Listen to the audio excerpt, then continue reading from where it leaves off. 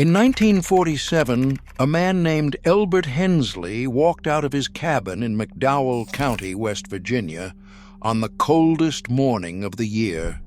The flue on his wood stove had cracked overnight. His wife and 4 children were inside. He pulled a handful of red clay from the creek bank, mixed it with wood ash and a little salt, and packed the crack by hand. The stove drew clean inside an hour. That patch held for 9 more winters. The cabin still stands. The clay is still in the seam, and not one man on that ridge today could repeat it with his own hands. These people were not survivalists. They were mountain folk, coal miners, midwives, farmers working slopes too steep for a tractor. They lived in hollers where the road washed out twice a year, and the nearest store was a half-day mule ride. They did not prepare for collapse. They lived inside it every day and called it Tuesday. We replaced every one of their skills with a switch on the wall and a truck that comes when we call it. On the day the switch stops working, the people of those mountains would walk out of their cabins and start fixing the world. We would stand on the porch waiting for a bar of signal. Number 22 keeps a family in clean water for 40 years from a spring no engineer would approve, and it costs nothing to build. Number 14 stops bleeding from a deep gash in under a minute using a weed growing behind every house in America. And number 1, the simplest skill on this list, is the one thing that separated the people who walked off those mountains alive from the ones who did not. These 25 skills were not folk customs. They were a quiet kind of armor against a world that had already forgotten the hollers existed. Hit subscribe. Let us count down the 25 lost Appalachian mountain skills that become life or death knowledge when the grid goes down. Number 25, banking a wood stove for a 14-hour burn. This was not stove tending. This was the difference between waking up warm and waking up to a dead house in January. You raked the coals to the back of the firebox.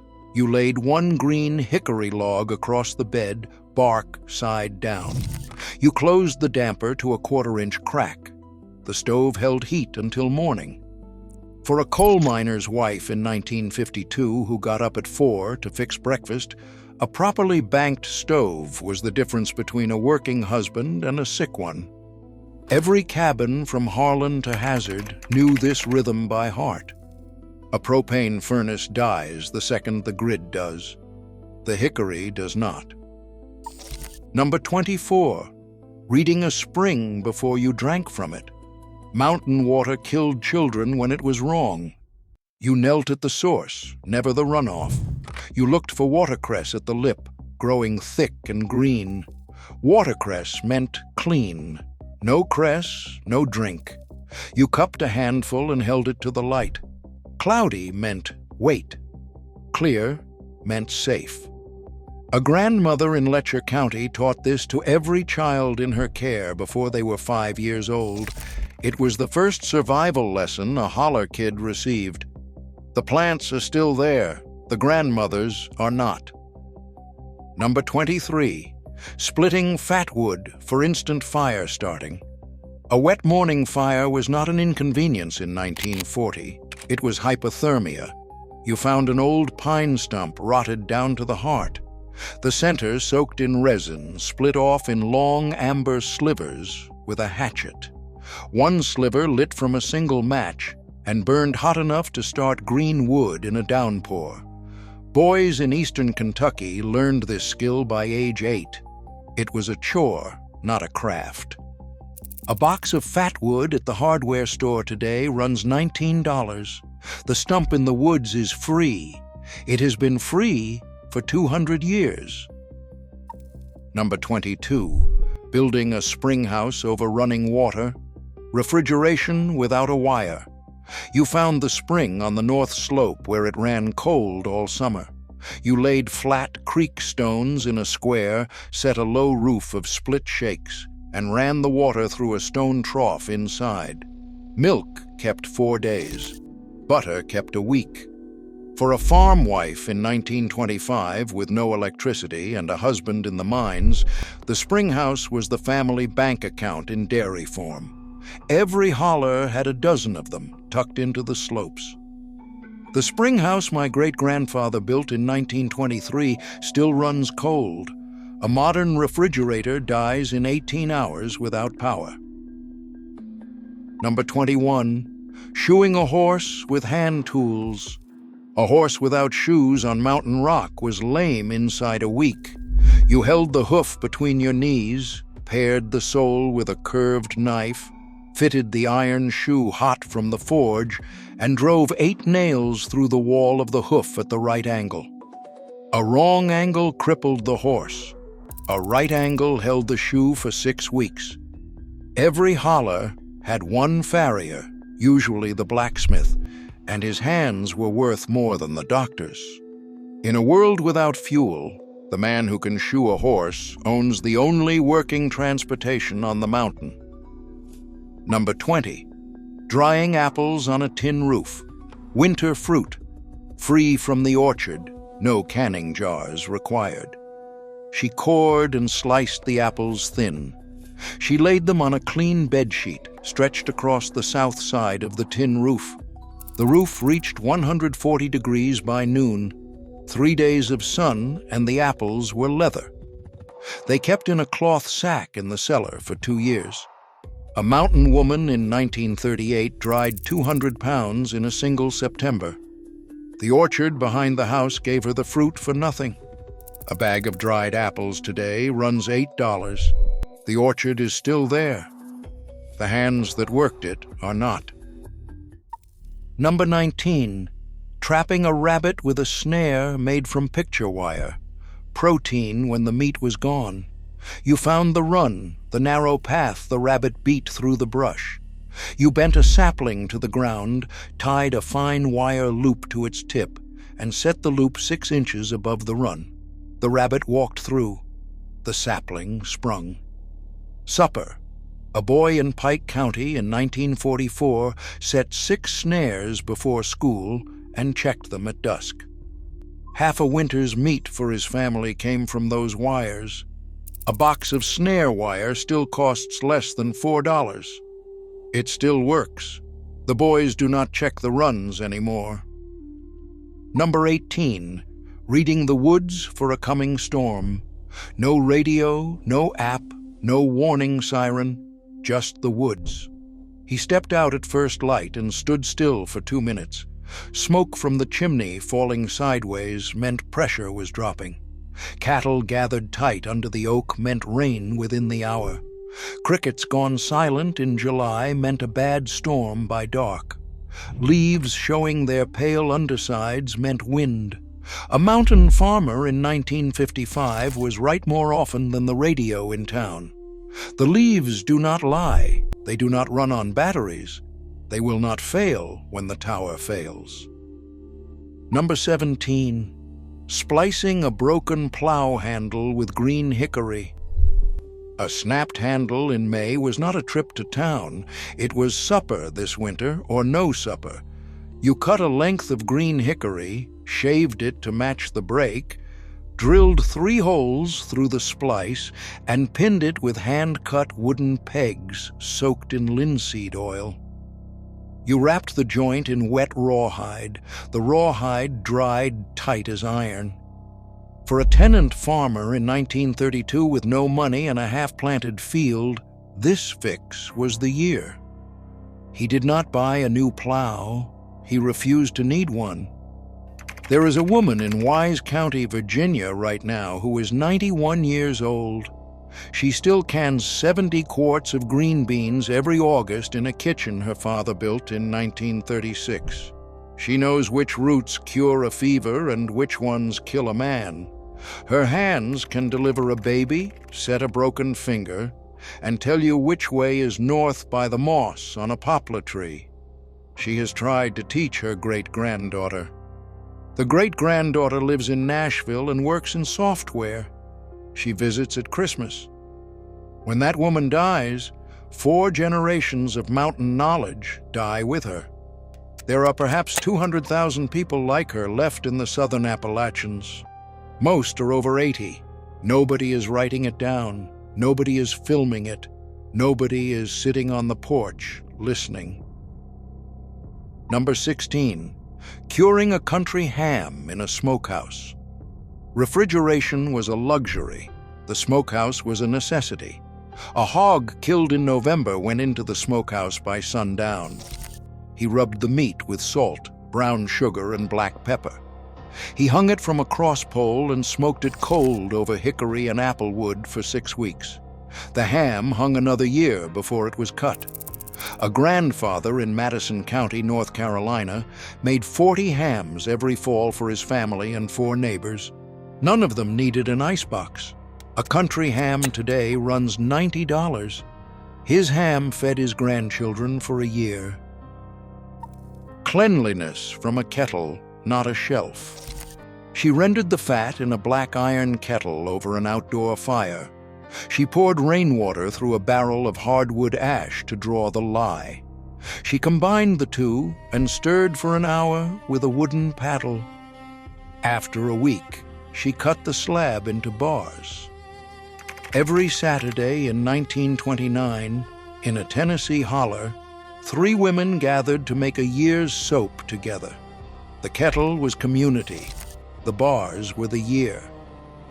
A bottle of detergent today runs $14. The kettle was lit once and used for 50 years. Number 14. Stopping a deep cut with yarrow leaves. The nearest hospital was 4 hours away. The plant was 4 feet away. A boy gashed his leg with an axe in the woodlot. His father pulled a handful of yarrow growing along the path, crushed the leaves between his palms, and packed them into the wound.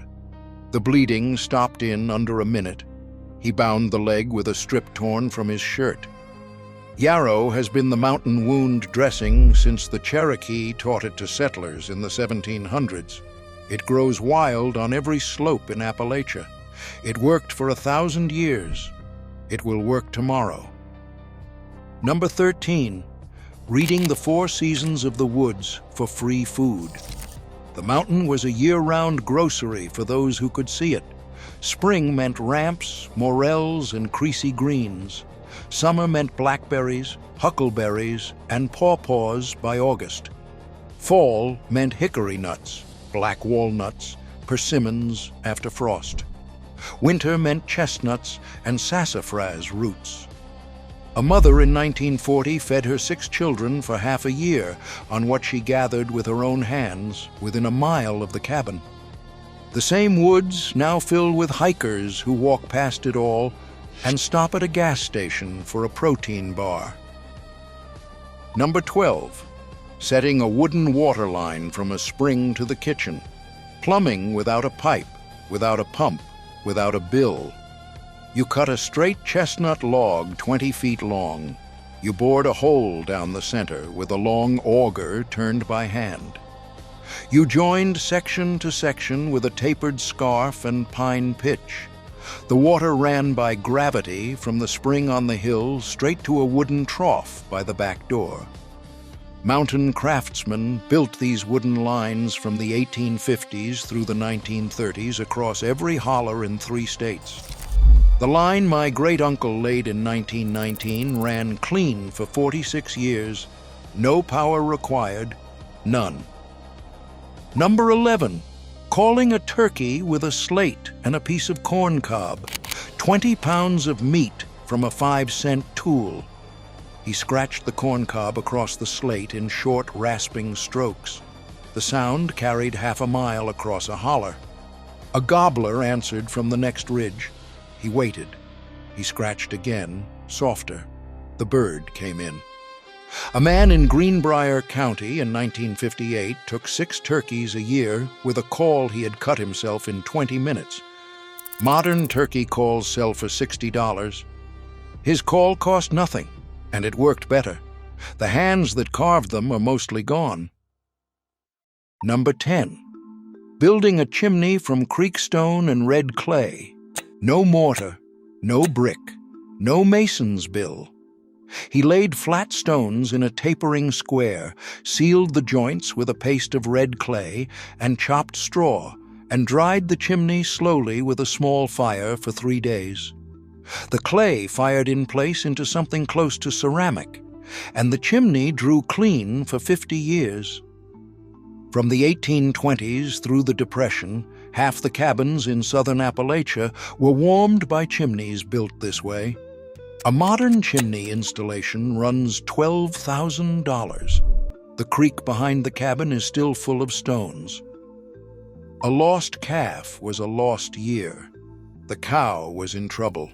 The calf was breech. He stripped to his undershirt in 20-degree air. He washed his arms in iodine water, reached into the cow, and turned the calf by feel. He pulled it free, using 2 coils of clean rope around the back legs. The calf stood within 10 minutes. A mountain farmer in 1949 did this alone 3 or 4 times each spring. There was no vet within 40 miles. There was him, the cow, the lantern, and his hands. That was enough. It was always enough. In 1965, the average household in Appalachia spent $47 a year on goods purchased from outside the county. $47. Everything else, food, clothing, fuel, medicine, building material, came off the land within walking distance. By 2024, that same household spends an average of $41,000 a year on goods produced somewhere else. The mountain did not change. The land did not stop producing. The people inside the cabins simply forgot how to ask the land for what it had always given. A study out of West Virginia University in 2019 estimated that traditional Appalachian subsistence knowledge is being lost at a rate of roughly 8% per year. At that rate, 90% of it will be gone inside a generation. First aid from a tree, not a kit. A boy fell from the hayloft and broke his forearm. His mother peeled 2 strips of green hickory bark from a sapling, padded the inside with sheep's wool, and bound the splint with strips of muslin. The bones set straight. The doctor in town 6 weeks later said he could not have done better. Every mountain mother from the 1880s through the 1950s carried this knowledge. She had never read a book on it. Her own mother had shown her once. Once was enough. Number 7. Tanning a deer hide with the deer's own brain. Every animal carries exactly enough brain to tan its own hide. He scraped the hide clean of flesh, soaked it in a slurry of mashed brain and warm water, worked it soft over a smooth log for 4 hours, and smoked it over a low fire of punky wood. The result was buckskin, soft, tough, waterproof, lasting 20 years. The Cherokee taught this to Scots-Irish settlers in the 1750s. The settlers taught their children. The chain held for 200 years and broke in 1 generation. A leather jacket today runs $400. The deer was free. Number 6. Saving seed from the garden every fall. Next year's food paid for in October. She let the best plants of every variety go to seed. She dried the seeds on paper plates on top of the refrigerator. She labeled them in pencil and stored them in mason jars in the cellar. For a woman in 1936 with no cash for a seed catalog, the mason jar was the garden's promise. Modern hybrid seeds will not breed true. Heirloom mountain varieties have been passed hand to hand for 150 years. When the seed companies stop shipping, the woman with the mason jars feeds her holler. Number 5. Identifying 20 wild medicinal plants within a half-mile of the cabin. The pharmacy was the woods. Ginseng for low energy, golden seal for infection, yellow root for sore throat, sassafras for a spring tonic, black cohosh for women's pain, slippery elm for cough, mullein for the lungs, plantain for bee stings. A mountain healer in 1925 could doctor a holler of 80 people with what she gathered with her own hands. They were called granny women. The last of them died in the 1980s. The plants are still there. Nobody knows what they do anymore. Number 4, felling a tree. Exactly where you wanted it. A miscut tree on a steep slope killed men. He sized up the lean. He read the wind.